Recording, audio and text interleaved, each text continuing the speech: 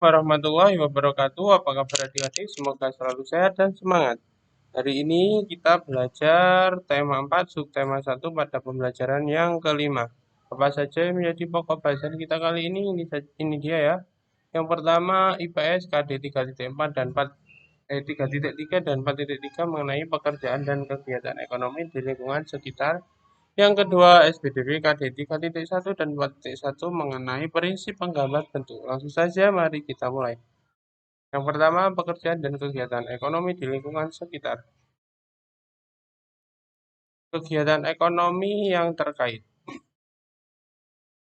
Di perkotaan, banyak terdapat perkantoran, mal, dan pertokoan. Sehingga jenis pekerjaan yang mungkin ada di sana adalah karyawan kantor, satpam, penjaga toko, pemilik toko. Jadi di kota itu kebanyakan ya adalah penjual atau penjual jasa ya atau penjual barang yang mana untuk mensuplai kebutuhan yang dibutuhkan oleh warga kota. Sedangkan di pedesaan banyak terdapat pertanian, perkebunan, dan peternakan. Sehingga jenis pekerjaan yang mungkin ada di sana adalah petani, pemilik lahan, distributor pertanian, peternakan, penjual pakan ternak, ya, penjual pupuk, dan lain sebagainya. Di sini dapat disimpulkan bahwa setiap wilayah dengan segala potensinya itu memiliki jenis pekerjaan yang masing-masing. Itu ya. Sedangkan pengertian produksi. Pasti produksi itu ini maksudnya kegiatan ekonomi yang terdiri dari kegiatan produksi. Produksi adalah kegiatan atau upaya untuk menambah nilai guna pada suatu barang atau jasa. Jadi, barang itu yang semula jelek, yang semula itu mentah, yang semula itu tidak bernilai, diberikan nilai tambah hingga menjadi suatu produk yang menghasilkan. Ya, contohnya kayu ya. Kayu itu kalau dibeli kan murah mungkin ya. Terus dibentuk ya. Setelah dibentuk dengan sedemikian rupa, terus dikasih perekat, direkatkan, dibentuk menjadi kursi, meja, menjadi perabotan ya.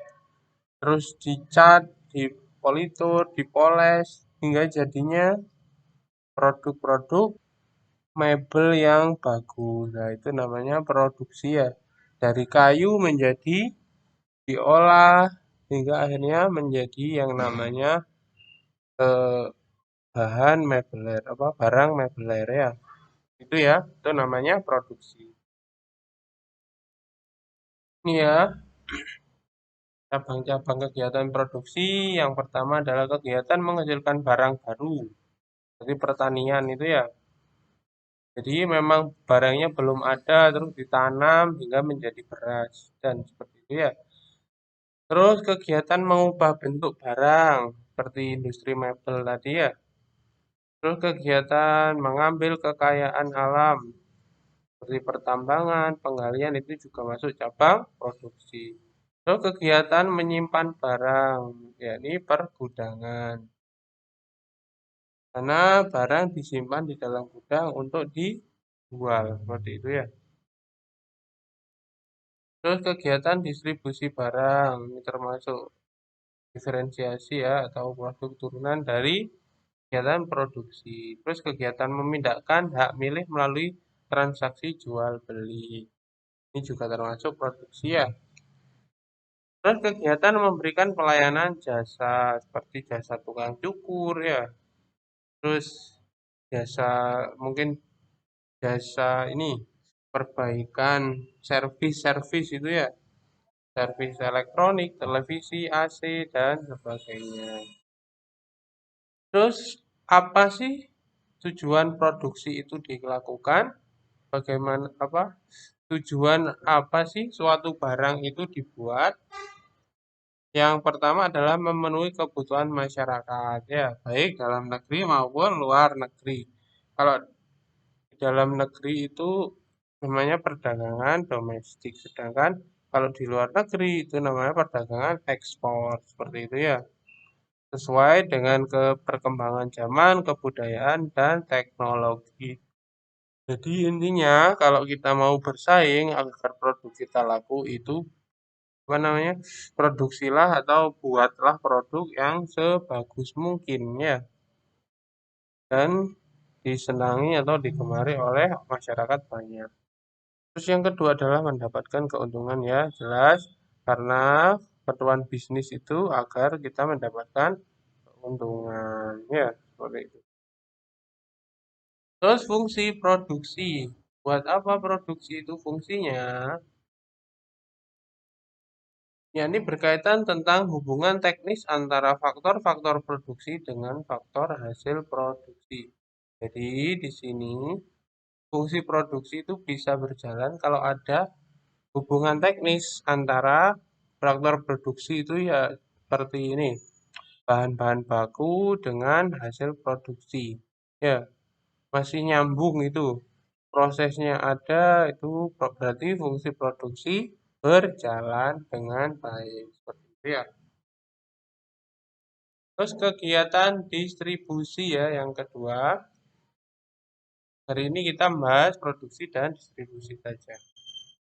Distribusi itu pengertiannya ya, semua kegiatan yang ditujukan untuk menyalurkan. Ini ya, kata kuncinya menyalurkan. Ya, disalurkan dari produsen ke konsumen. Seperti itu ya, melalui transaksi jual beli. Jadi distribusi itu mengirim barang itu ya. Mengirim barang dari produsen ke kita sebagai konsumen. Seperti itu ya.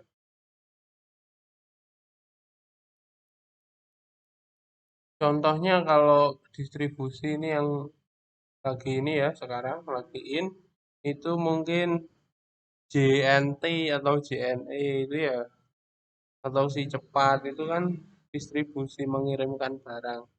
Sama kita eh, produksi mebel gitu ya yang mungkin nggak besar bisa dikirim lewat, contohnya ini, contohnya kaca gitu ya, apa, cermin untuk berdandan atau berhias itu bisa dikirimkan melalui apa? Melalui distribusi tadi JNE, JNT ya seperti itu. Terus apa fungsinya? Fungsi distribusi itu adalah menyalurkan barang dan atau jasa dari produsen ke konsumen dan mendekatkan barang dan atau jasa yang diperlukan oleh masyarakat atau konsumen.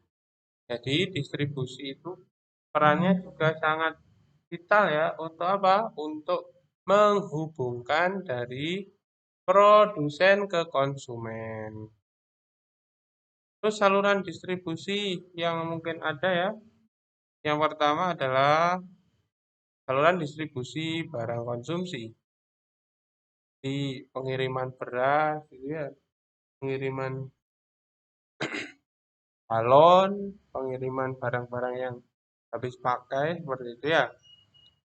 Terus yang kedua, saluran distribusi barang industri. Ini kalau di pabrik itu ya, pabrik itu perlu bahan baku. Seperti contohnya pabrik ting-ting jahe mungkin ya. Itu kan perlu ini, jahe, gula kan dari petani atau dari pabrik gula dikirim ke pabrik ting-ting jahe. Seperti itu ya. Ataupun kalau di Pasuruan kan banyak pabrik ya, pabrik barang-barang mentah, seumpama ya, setengah jadi maaf, seperti besi baja gitu ya, baja ringan. Itu kan termasuk barang industri. Nah, itu dikirimkan ke konsumen melalui distribusi ya. Saluran distribusi produk pertanian. seperti penyaluran gabah ya, penyaluran kedelai, biji kedelai itu ya, ataupun penyaluran ini buah ya, sayur seperti itu ya. Itu adalah contoh saluran distribusi. Terus saluran distribusi barang konsumsi bisa langsung ya dari produsen ke konsumen. Contohnya dari pabrik kerupuk yang skala kecil itu ya, skala rumahan itu langsung dikirim ke konsumen. Terus mungkin pabriknya agak besar. Dari produsen dikirim ke pengecer atau ke toko itu ya, toko kelontong. Terus dijual kepada konsumen. Terus produsen, pedagang besar dan pengecer.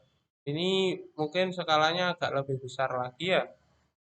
Produsen itu produksinya sudah agak besar. Jadi kalau ngecer agak sibuk, agak repot, ini dijual ke pedagang besar yang ada di pasar-pasar. Terus pedagang besar itu dijual lagi ke pengecer, baru ke konsumen. Ya. Terus ada produsen, agen, pengecer, konsumen. Ini pabriknya agak lebih besar lagi ya. Dia udah capek kalau pergi ke pedagang-pedagang besar, langsung saja dia. Seumpama di Pasuruan ada tiap kecamatan ada satu agen. Langsung aja dia kirimkan ke agen-agen tersebut, lalu dijual ke pengecer dan seterusnya ke konsumen.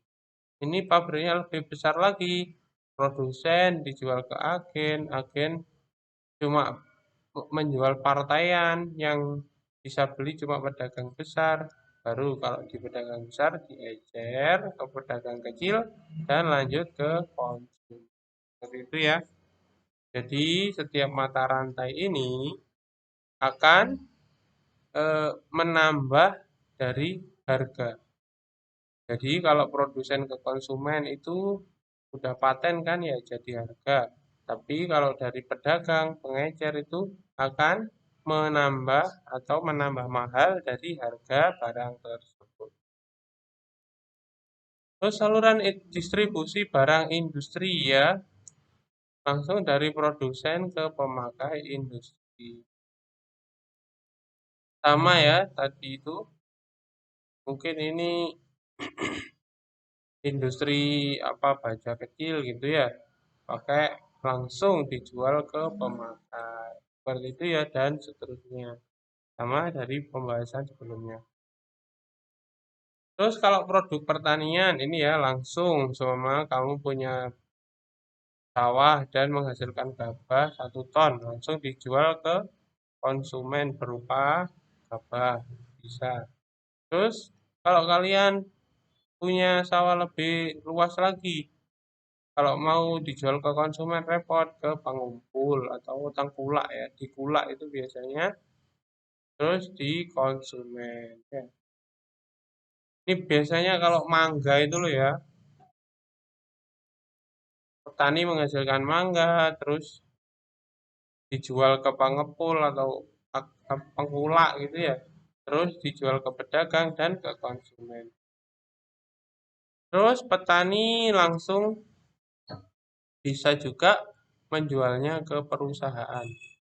Contohnya petani jahe ya, itu tidak dijual di tengkulak karena jahenya banyak bertonton langsunglah dijual di perusahaan eh, apa itu ting-ting jahe, pabrik ting-ting jahe dijual ya.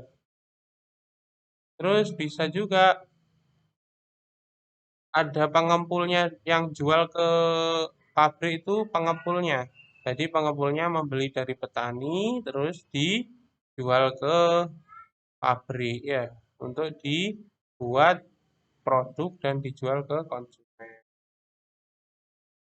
Terus ini juga ada contohnya petani menjual ke pengempul, pengumpul ya, pengumpul di perantara, perantara baru di pabrik ya.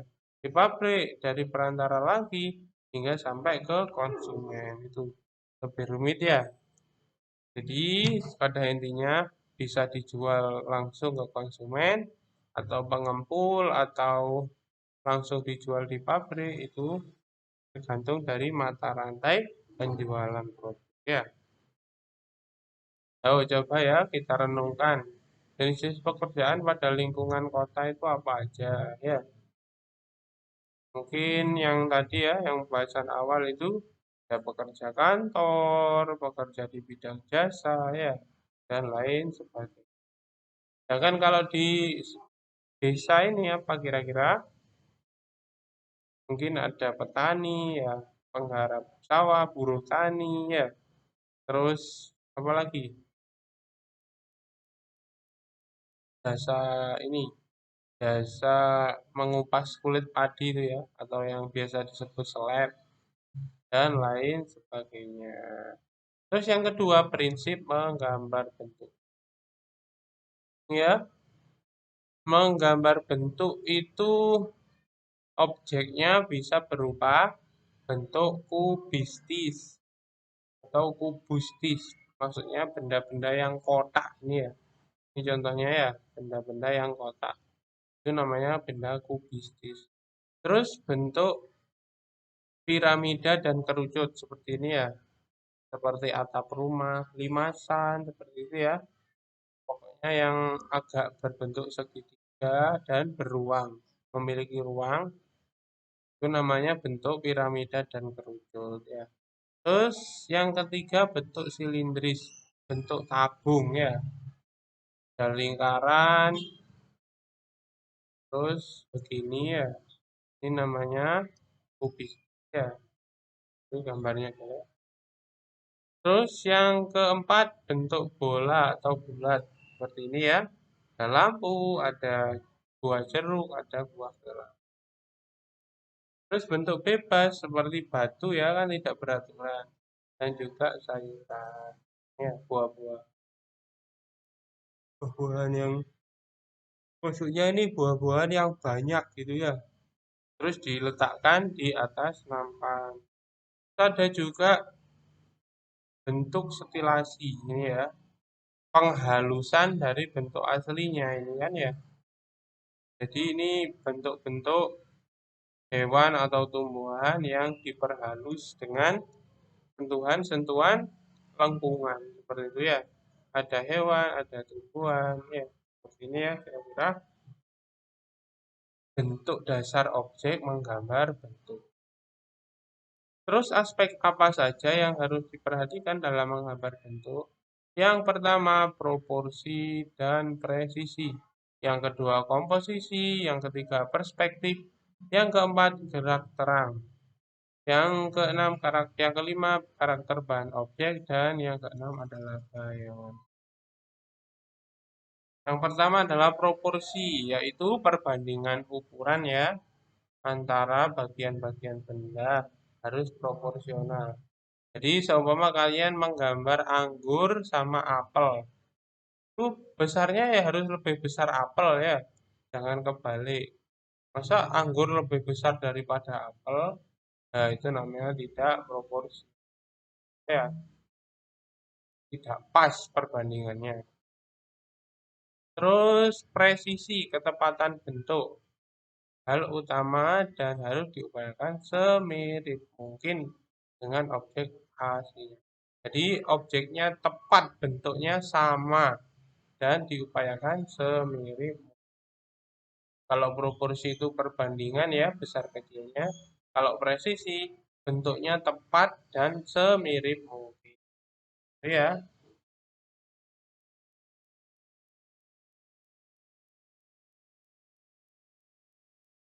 Terus komposisi yang ketiga ya.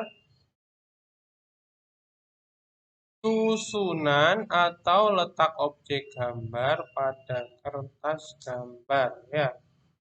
Sehingga gambar dapat menghasilkan kesan yang seimbang.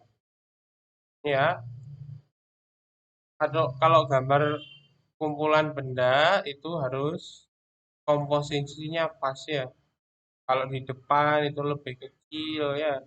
Kalau di belakang lebih tinggi. Terus besar kecilnya diperhatikan. Itu namanya komposisi ya. Di-combine, di mana yang bentuk yang indah itu agar indah untuk dipandang, enak untuk dipandang. Ya, terus perspektif ini ya. Perspektif itu berkaitan dengan jauh dekatnya benda ya. Yakni teknik menggambar benda ya agar gambar kesan dekat, jauh dan lebih jauh. Ya, sehingga sesuai kenyataan. Kalau kalau lihat dari mata kita kan kalau benda dekat kan lebih besar ya. Sedangkan kalau kita menjauh dari benda tersebut, bendanya kan lebih kecil seperti itu ya. Itu namanya perspektif. Ya, ini berkaitan tentang jauh dekatnya benda dari pandangan mata. Terus selanjutnya adalah gelap terang. Ini ya, juga penting ya untuk menghasilkan kesan tiga dimensi. Ini namanya diarsir ya. Seakan-akan benda itu hidup ya karena punya bayangan. Terus yang gelap sisi ini, yang terang sisi itu, seperti itu ya. Mungkin pembelajaran kita berakhir di sini. Apabila ada pertanyaan langsung saja melalui Google Classroom atau WhatsApp. Kurang lebihnya mohon maaf. Semoga bermanfaat dan saya akhiri wassalamualaikum warahmatullahi wabarakatuh.